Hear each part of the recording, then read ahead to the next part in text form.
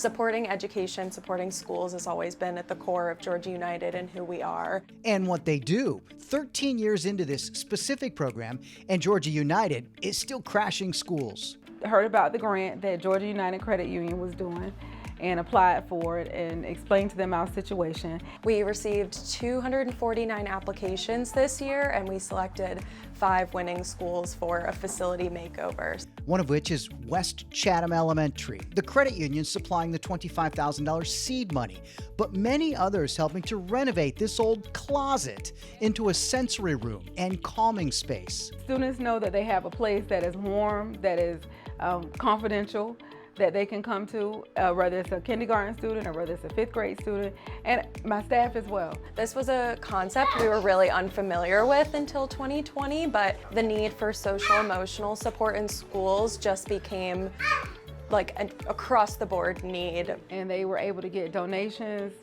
We had volunteers over the summer to come and paint. My staff and Georgia United Credit Union staff came in. With the help of Mohawk Flooring, for example, donates all the flooring at no cost to us. Ernie Morris gives us a generous discount on furniture. We're able to stretch that impact, so this project ended up being closer to $50,000 in value. The School Crashers program has impacted 86 schools across Georgia. That's more than $3 million in improvements.